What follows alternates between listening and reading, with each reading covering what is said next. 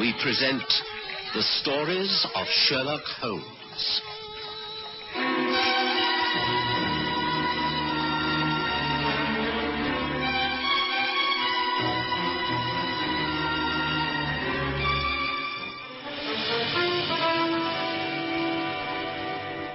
Well, remember the case of the Bloemhof diamond, for it seemed to me to herald the dawn of a new age in scientific detection.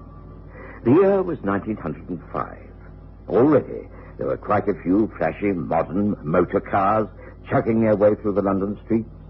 We had a telephone installed at Baker Street, and most police stations were able to get in touch with us.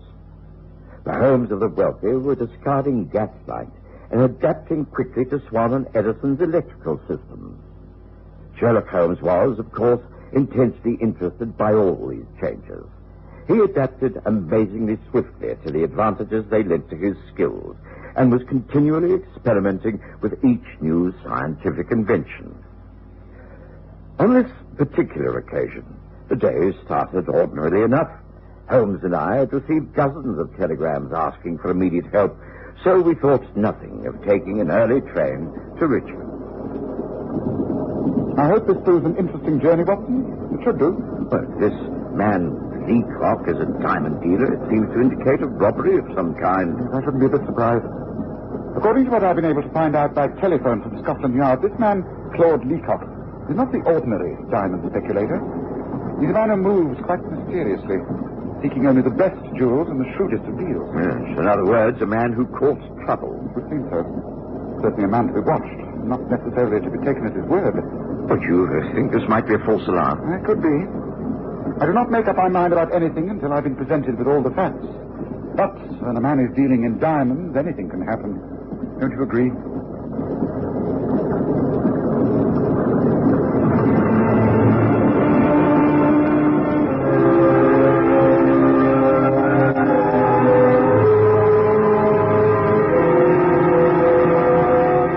The rest of the journey was smooth enough. We took a carriage from the station, and there was no need to question where Lee House was. The driver took us straight there, and we were immediately shown into the main sitting room. It was large, comfortably furnished, with a number of armchairs around an old-fashioned fireplace.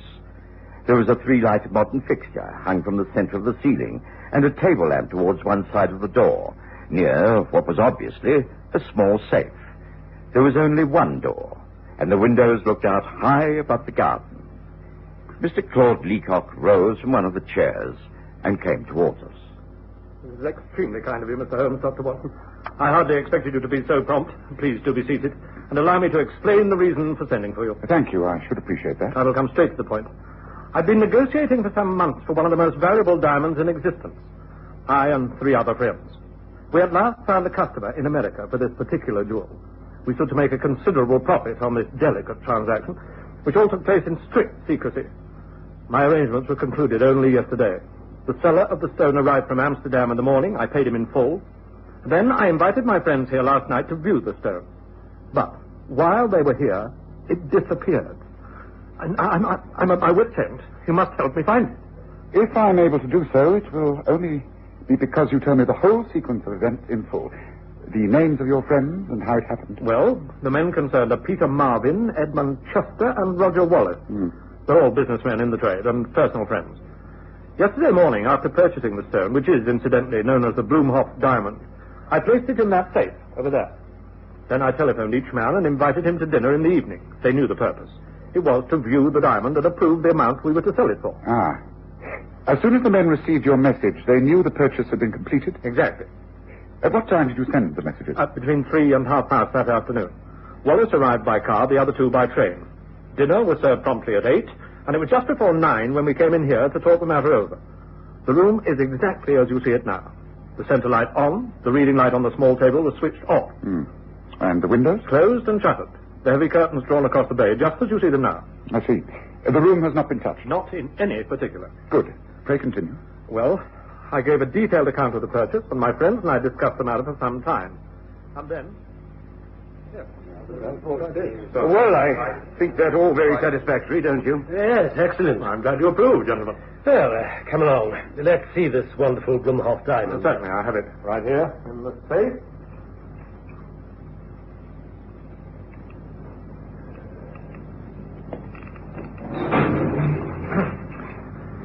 Here we are, in this leather case and wrapped in tissue paper. There. Oh, I say, that really is a diamond. I doubt if I've ever seen such a large one. I think we have a bargain here, gentlemen. I wonder that the South African seller didn't ask for considerably more. Yes, our syndicate should profit considerably by this negotiation. The American client is most anxious to purchase. May I see? My eyes aren't as good as they were. Well, place it there on the small table, Wallace. Switch on the reading lamp, Chester. You have your jeweler's eyeglass. Give it a complete inspection. You'll find it worth it. Very well. What's happened? The lights have all gone out. What's happened? This is dark. Let me find the main table. Someone is pushing the table. Take it easy. Stand still, all of you. Let me find the switch. Good.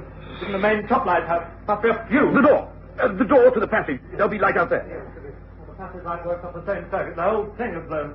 Oh, candles. There must be some candles. Here, some in the kitchen. Matches, then. Surely someone has a box of matches. I have some. Hold on. It's in my pocket somewhere. Come along. My pipe. Oh, dear. Oh, wait. Yes, here we are. There. Hold higher, Chester. The diamond. The diamond. It was there on the table. It's gone. The leather case is there. The tissue It paper. must have rolled on the floor. Quick, start looking. Oh, my fingers. Light another match. Quickly. Candles. We must get some candles. Can I ask, sir? Ooh, what happened to the light? Ruby, get some candles from the kitchen. Quickly, girls, quickly. Chester, keep those matches going. Light one from the other until the candles come. Right. And everybody, please stay quite still as you are at the moment. But the diamond. We've got to find the diamond. Well, of course we've got to find the diamond. We'll never find it if it's moving about. It was some minutes before Ruby the maid returned with some candles. We all stayed in the room. No one left it, I'm sure of that. Then the butler, who'd been told of the fuse, managed to open the fuse box in the kitchen and eventually repaired it. The centre lights came on again. I closed the door and the search of the floor began once again. It was useless. The diamond had disappeared, just gone. It could not have left the room, since no one had left or entered it. Even Ruby had remained in the passage when I took the candles from her. Can you describe where everyone was when the lights went out? Yes, I was standing about here. Marvin there. Wallace was sitting in that chair and Chester in the chair by the reading lamp. The stone was very large and it would have sparkled in the light. It was nowhere to be found. After we'd thoroughly ransacked the room, we gave up the search in despair. This is damned awkward, you know. The blasted thing has got to be somewhere. I think there's nothing for it. But each of us has to submit to a thorough search. You can start with me, if you like. I'm prepared to strip to the skin. Well, it's, darned embarrassing. Yes, I think Wallace is right. I suppose there's nothing else for it. All right, a dreadful business. But we must be sure. I feel responsible, but I must clear myself. All right, let's strip. One at a time. We're all aware of the ways of jewel thieves. Each man to be given a thorough search. As I say, you would start with me. A space was cleared here in the center of the room, and each of us took off his clothes while the others went over every inch of them. When it was all over, we were all satisfied that none of us was in possession of the diamond. What happened then? Well, we sat down and held a council of war. Eventually, it was agreed that as the diamond had been lost in my house, and the evening arranged at my instigation, I must be held responsible for its loss. And I tell you, Holmes, that I cannot make good the value of the stone. I shall be reduced to bankruptcy. Have you any theories? Not even I can have a theory without all the facts. 2 or 3 questions. One is, who has been in this room since the incident took place? No one.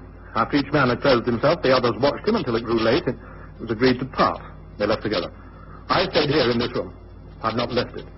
I locked the door, slept on the sofa. Early this morning, I wrote out the telegram, and one of the servants went to the village and sent it off. I've had no meals in here. I simply couldn't eat a thing. I assure you that this room is in exactly the same state as when the Bloemhof diamond disappeared. It's my belief it is still in here. Well, that could be. On that point, I think you've acted admirably, Leacock. Another question. Are you quite sure that it was at the exact moment that Chester switched on this reading lamp that the case entered the darkness? At that precise moment. And in your search of the room, nothing to find of any interest whatsoever? Nothing. Unless you call a threatening bit important. The sound under the table.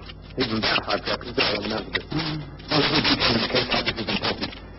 Very well. Yes, I will investigate it for you. I find most intriguing. Yes, I will find the Bloemhof diamond. Never fear.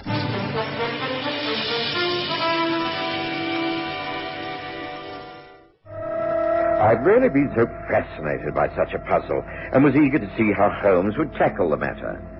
To my complete surprise, He sat himself down in one of the easy chairs and simply gazed around.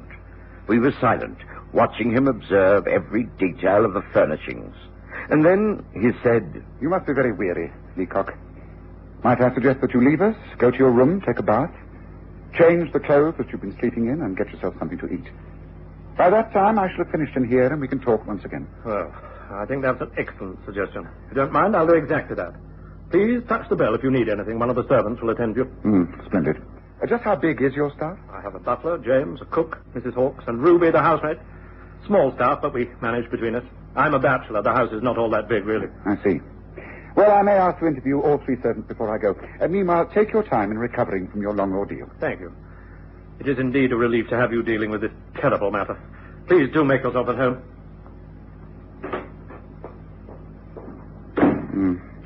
Oh, now, Watson, what do you make of things? Well, bless him, I know, Holmes. If Leacock is right and no one took the diamond out of this room, then it must still be here. Do you intend to search the place? No, I think that would be something of a waste of time. Leacock will have moved everything in his efforts to find the jewel. No, just a few things. The curtains to start with. Yes, they're very thick, and the windows are securely fastened. The drop to the gardens is quite considerable. Now the lamp, the reading lamp. Well, it lights up all right now. Yes, but let me switch it off and take out the electric light bulb. It's interesting, very interesting, and very swift. A matter of a few seconds to remove the bulb and replace it. Really a wonderful invention, the reading lamp. Now, what was it Leacock said? They searched thoroughly and found nothing but a threepenny piece on the carpet. Now, on the mantelpiece, I think he said, now let's see, yes, here it is. Yes, I think I'll pocket this. Oh, Holmes, I've heard of people picking up small coins for luck, but don't you think in these circumstances it's a trifle mean? Not at all. It might bring me good luck, yes. I think now, while Leacock is about his ablutions, it'll be a good opportunity to have a word or two with the servants. Shall we find our way to their quarters, Watson?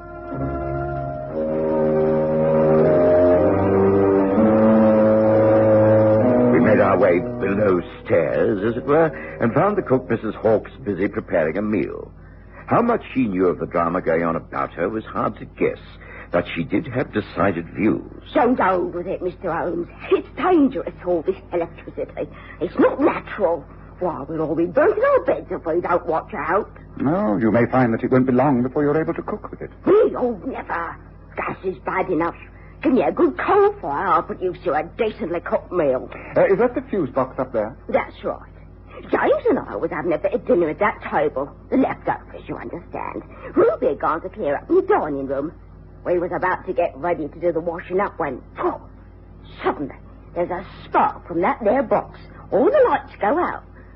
I had candles at the ready, never did trust the electricity. James got up and fiddled about and eventually put bits of wire back in that thing. But it took him time, I can tell you. Gave us all such a fright. I tell you, it's far too dangerous an invention. Well, we must have progress, you know. What about the telephone? Well, I must admit, I have answered it on the odd occasion. Seems funny hearing someone's voice speaking from miles away at the same time you are, if you know what I mean. As a matter of fact, I heard Ruby's father only yesterday. He'd been ill, telephoned her to say he was better. I answered the phone, and then I called Ruby. Ah, I see. Well, I'm glad you think some modern inventions are useful, Mrs. Hawkes. Well, we shall leave you now. I think Mr. Leacock will want to have a few words with us before we get back to London. Good day to you. Come, Watson.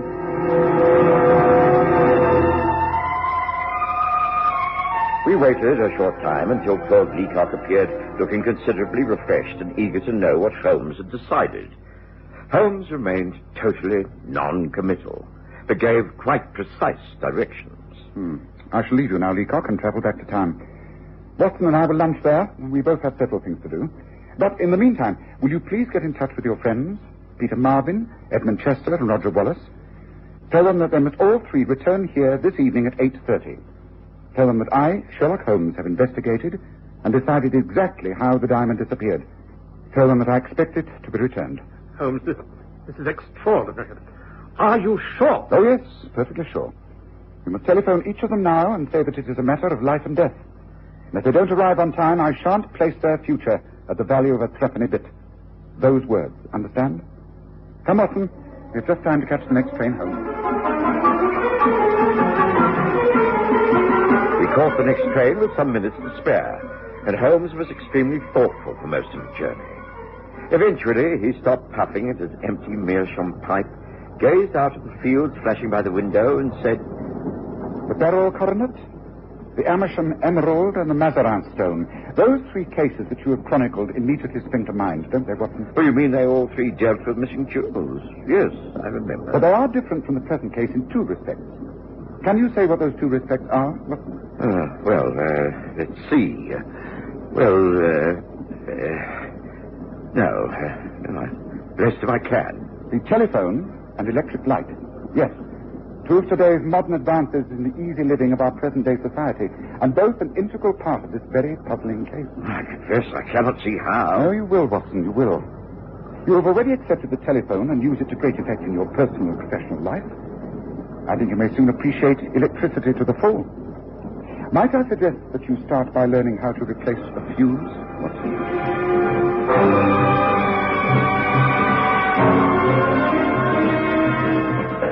I was glad of the afternoon to devote to my own work, but interested when, in the early evening, Holmes once again asked me to accompany him back to Lee House at Richmond. We were back in the same room again by 8 o'clock. The other guests had arrived, and Claude Leacock introduced us both. Holmes had, on the train, given me the most explicit instructions. I didn't understand them at all, but knew better than to query his requests. Before the assembled company had gathered to hear what he had to say, I was dispatched to the servants' quarters. Apparently, once I'd left the room, Holmes got down to business. Well, gentlemen, I'm glad that you've all managed to arrive here on time as requested. That's good. It means we will have cooperation. Of course. But I couldn't make sense of Claude's message.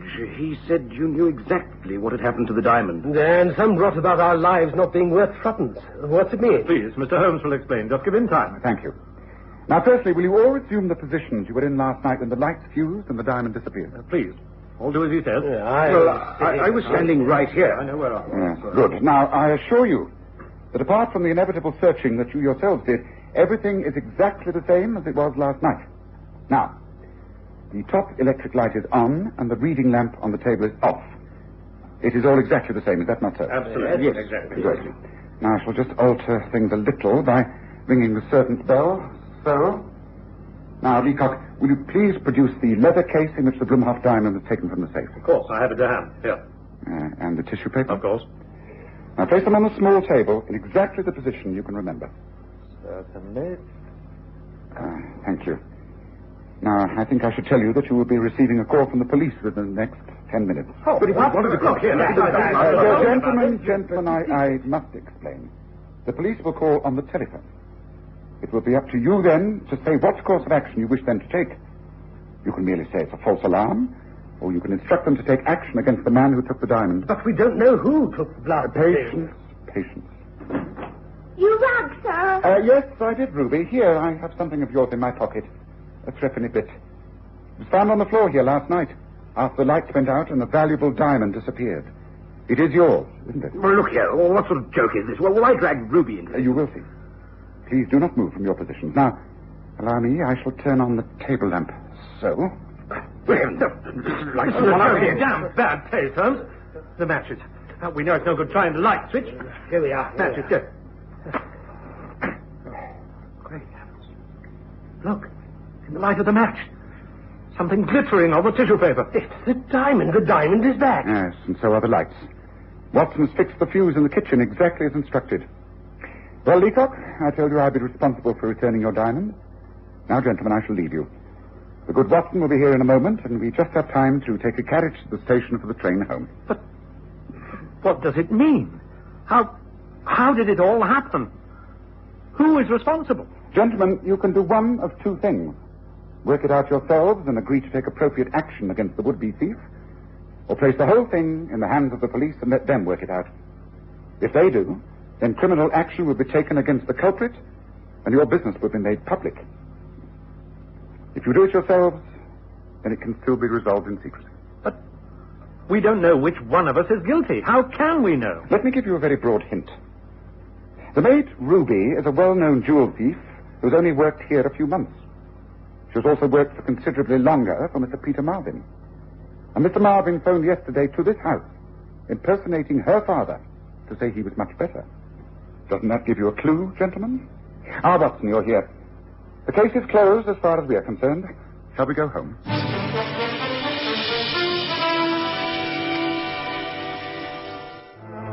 I was as baffled as I usually am when Holmes solves an intricate case. I knew he wouldn't tell me all about it until he was ready, and this came after we were safely settled in an otherwise empty compartment on the London-bound train. You see, it was all a childishly simple trick. The whole success of the theft depended upon the lights going out at exactly the right time. Fuses do not blow without some reason. In this case, a threepenny piece inserted under the bulb of a lamp was a piece of metal bridging the contacts and causing the electrical short circuit. I noticed a small stain on the coin in question. Yes, but who put it there? Ruby the maid, while they were having dinner. She hid behind the heavy curtains near the lamp. When the lights went out, she swiftly stepped forward, removed the bulb, tipped out the coin, replaced the bulb, and taking the diamond, slipped from the room. By the time the matches flared, she appeared in the door to inquire what the trouble was. So, she did it all? Not all. He was acting under Marvin's instructions.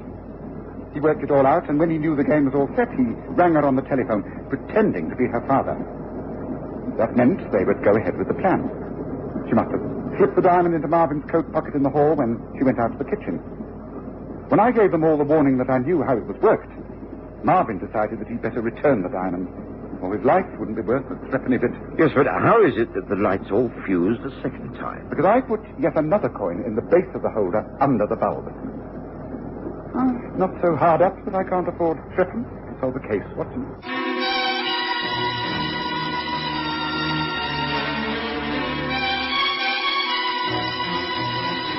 Listen again next Sunday to The Stories of Sherlock Holmes, with Graham Armitage as Holmes and Kerry Jordan as Dr. Watson.